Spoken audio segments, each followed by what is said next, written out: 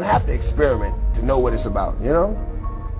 So you're saying your music, in a sense, some of it's a warning? Yes. Yes. Tell me, I think people are curious how a guy, you've sold how many records? 28 million. And made millions and millions of dollars. Yeah. How do you end up in here? I think everyone who's watching knows how I ended up in here. Well, the industry is full of homo, hate niggas. It's like they got this new breed of rapper that's paying DJs to play their and, right. You know what I'm saying? They sucking the record label executive. It's like there's too much of that going on. Right. You know what I'm saying? Let me be me. Let me be the artist that I am and just play my music. The objective is to keep you blind. So along with the handcuffs in your arms, you got shackles on your mind. I only met her once. Well, you know, Locks got signed before I did. Even though I bought the Locks to our riders, you know, they got signed. They were a safer group. You know, Pop signed them. And it was a blessing and a curse because they were sure they were happy about getting signed first, and they were on the Benjamins and but then he made them jiggy and put them in the suits and made them write lyrics for him and took all their publishing and took like, damn, I'm bad. You're gonna start hearing more in my rounds about the government, politics, about crooked in this world, and I'm exposing everybody. I don't give no. Two of the most honest voices in hip-hop tried to warn us about what was really happening in the music industry. Now, both of them are gone. Before DMX died, he said he was sent to jail for upsetting the wrong people. Before Prodigy passed away, he promised to reveal the dark truth about the industry. They even mentioned big names like Jay-Z and Diddy, people connected to Biggie, Tupac, and many young artists who never made it out.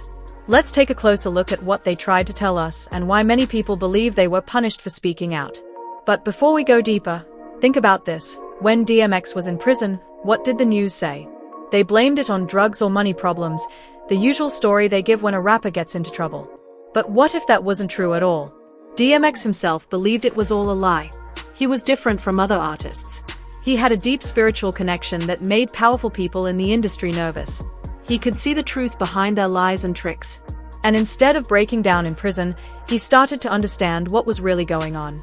What he said about his time in jail isn't just another found God story, it's something much darker. You don't have to experiment to know what it's about, you know? So you're saying your music, in a sense, some of it's a warning? Yes. Yes. Tell me, I think people are curious how a guy, you've sold how many records? 28 million. And made millions and millions of dollars. Yeah. How do you end up in here? I think everyone who's watching knows how I ended up in here. I don't know if they do. I'm pretty sure they do. Anytime you get it, I'm pretty sure they do. You know, there's how do I end up in here? You know what? I'm gonna look at it in a positive light and say that I came here to meet somebody. Don't know who it was, but I'll know when I see him, and I came here to give him a message. And that message is Jesus loves him. You know what I'm saying? I came here to give him the word. That's why I'm here. Regardless of what it looks like, you know, regardless of what people think, that's why I'm here. I came here to meet somebody and tell them about the glory of God. Did you notice what DMX was really saying? He wasn't talking about just any setup. He was clearly saying that his time in prison was planned by someone. People close to him believe he was talking about Jay-Z. But here's the shocking part. DMX didn't waste his time in jail. He started looking into other artists who had been treated the same way. He turned his jail cell into a place to investigate the music industry, trying to find others who were also trapped and used by the system. Now let's talk about one of the biggest betrayals in hip-hop. Imagine this, you're DMX, and your music career is going great at Def Jam. Then, your friend Jay-Z becomes the new CEO. You're working hard on your biggest album yet. But suddenly, the same friend who used to call you all the time disappears. No support, no help, nothing. Right after your album is done, he's gone. That kind of silence from someone you trusted the most feels like a deep betrayal. Finish the album, shoot the video. What happened? Go on vacation and, you know, we don't know. What you mean you don't know? How do you listen to a whole album, pick a single, shoot a video, then don't know? Okay, I see what's really good. You're trying to eliminate the competition. You know, because at first you retire, you know, then get me off the label, now you're back rapping again. Okay. That silence wasn't by accident. It was planned. Jay-Z didn't just ignore DMX's album. He made sure it didn't get the attention it deserved. He buried DMX's 6th album on purpose because he knew it was too good. If the album had taken off, it would have outshined everything Jay-Z was doing. This wasn't just business, it was a way to remove the competition. DMX went from being a top artist at the label to being pushed out of the industry almost overnight. And this isn't just a guess. Industry insider Irv Gotti also spoke about it. He saw the fear in Jay-Z's eyes himself. Irv was there and witnessed how things really went down. His words confirmed that something shady happened behind the scenes, and that DMX was pushed out by people who once acted like his friends. First meeting I ever had, I was like, we gotta sign DMX, and they laughed at me. I remember when I left the office, Tina Davis said, she knew what I wanted to sign DMX. She said, DMX don't sell, your is fired. Jay and Dame did not believe in DMX. Jay would be like, you think he's better than me? And I'd be like, he's nice just like you. I said, if you look in the hood, there's less of like you and more like him. Yeah, but he don't want to live that. He's depressing, Gotti. And I said, I don't give a. So Jay used to watch me grind with X, and he was off with the Hitman. And then something strange happened when I made Get At Me Dog. If you remember at the beginning of the video, it's the heartbeats. DMX, live at the tunnel. Y'all don't even remember the tunnel. Funk Massivist, and then I put that sound bite. Let's take it back to the streets, mother. Irv Gotti confirmed what many people already believed. Jay-Z was scared of DMX. DMX had something rare, real power and a strong bond with his fans. And here's the crazy part. Jay-Z came out of retirement right after DMX was removed from the label. That's not just a coincidence. It looks more like a plan. He waited until the biggest threat to his success was gone before stepping back into the spotlight. And this isn't just a theory. DMX himself said he was a serious threat to Jay-Z's position in the music world. He knew it, and so did the people around him. This wasn't just about music, it was about power, control, and removing anyone who stood in the way. X is about to go on, and I'm like, you know, I want to see. I got like X a little before you. X is going before me. And then he goes, and the arena goes crazy. First of all, it's deafening, and I'm like, oh.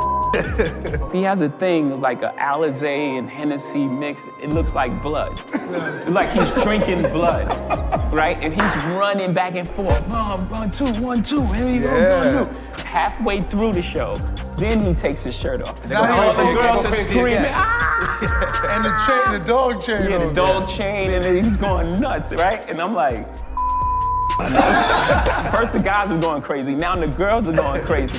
And then he gets to the end, and he starts a prayer. Oh my God. And now they're crying. Yeah. The whole arena is crying. Yeah. And I'm like, they're like, hey, now you go. DMX fully understood what he meant to Jay-Z's image.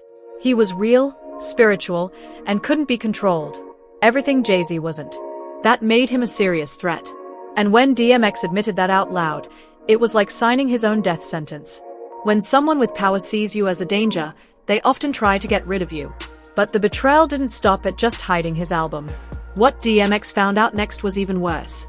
He discovered something dark about Jay-Z and Diddy. It wasn't just business between them. DMX believed they were running a full exploitation operation together, and he had started to connect the dots.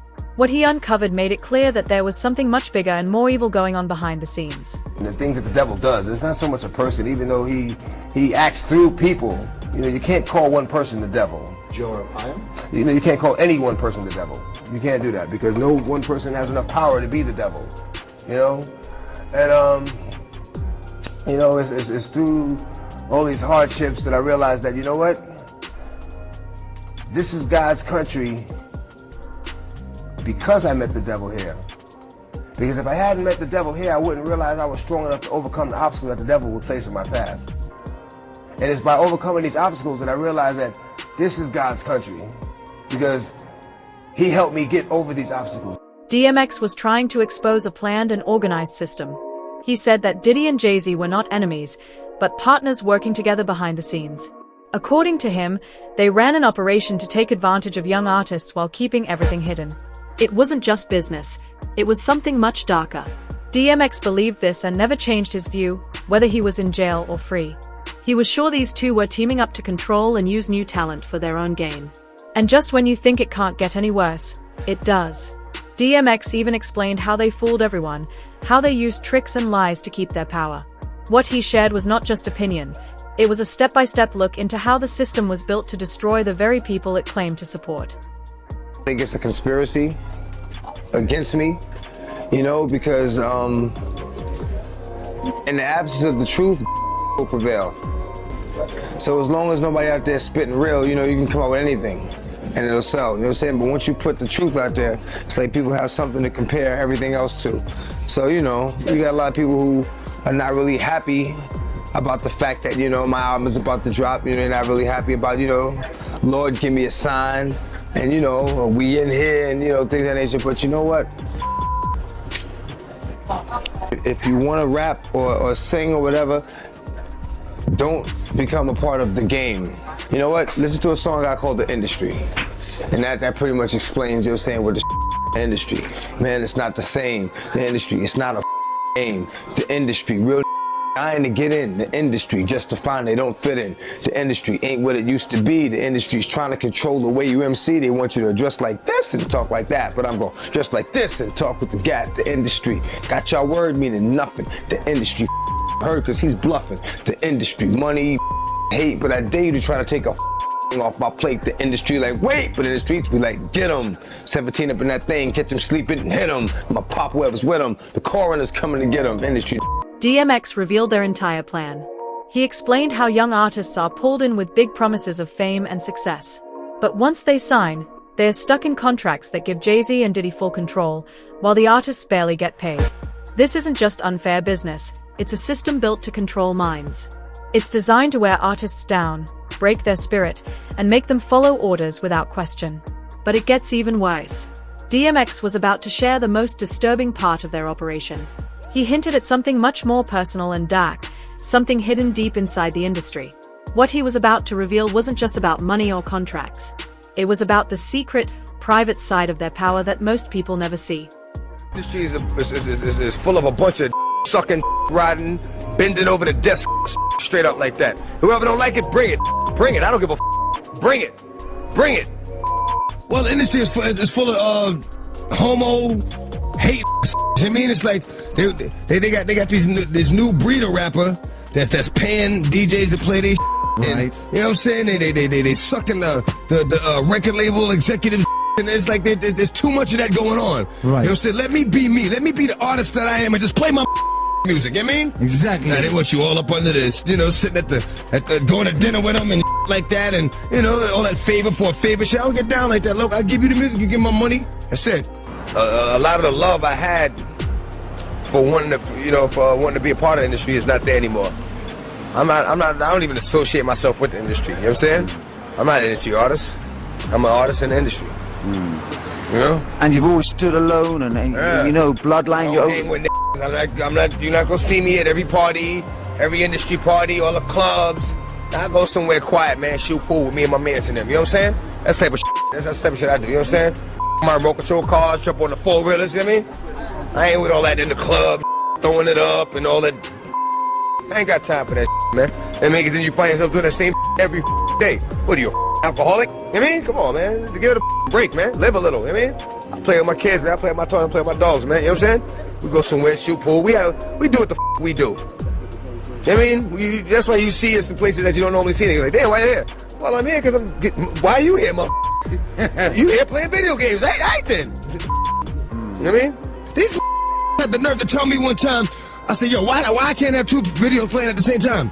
Oh, because we don't want your videos to compete with each other. But then I turn on the TV, I ain't gonna say no artist names, but they got 3 videos back to back. Exactly. I'm like, you feeding me exactly. And you sucking these so crazy, exactly. Man. What's wrong with that? Yo, I had to punch one face up there, man. After that, I was like, I'm not going to the office no more.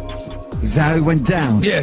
Cause I don't, you know, I'm a grown that man, and I ain't got time to be playing no kid games, man. So once I see I'm not dealing with a man, and he disrespects me, I'm breaking his jaw. There it is, the painful truth about what's really going on behind the scenes. DMX revealed that in this industry, personal and private abuse is used as a tool for success. He said that people close to Diddy knew about it but kept quiet because they were scared. This isn't just a problem in the music world, it's a larger system built to take advantage of young, hopeful artists. DMX wasn't scared to speak out, and that's likely why they had to silence him. He was getting ready to reveal everything, starting with the youngest victims. Now we're about to talk about the most disturbing part of this whole story. Please prepare yourself, because this goes beyond money and fame. DMX exposed that this system was not just targeting adults, it was going after underage people in the music world. These were minors, young and unaware, who didn't know what kind of danger they were walking into. What he uncovered shows a dark side of the industry that many people never imagined could be real. To even talk to a face to face, you gotta talk through the crack in the door, cause you in there with a you in there with a you gotta talk through the crack in the door. You ain't got enough respect to talk to nigga face to face, and I'm here because of you. You. Did you hear that? DMX directly called out Jay-Z and Diddy for putting Justin Bieber and Usher in uncomfortable situations when they were still underage. This wasn't just a general complaint about the industry, it was a clear and serious accusation. Justin was only 15, and Usher was even younger when they got involved with these powerful men. DMX, being honest and bold, refused to stay quiet about what he saw. But it doesn't stop there. DMX had real examples of how Diddy treated young artists. He wasn't just guessing, he had seen things and heard stories that exposed how Diddy really worked behind the scenes. What DMX shared pointed to a pattern of using power to take advantage of young and vulnerable talent in the music industry. The truth DMX tried to share was bigger than music, it was about power, control, and the dark side of the industry. He stood up when others stayed silent, and he paid the price. Whether you believe every detail or not, one thing is clear. DMX was trying to protect the next generation of artists. His voice still echoes today, pushing us to question what really goes on behind the spotlight.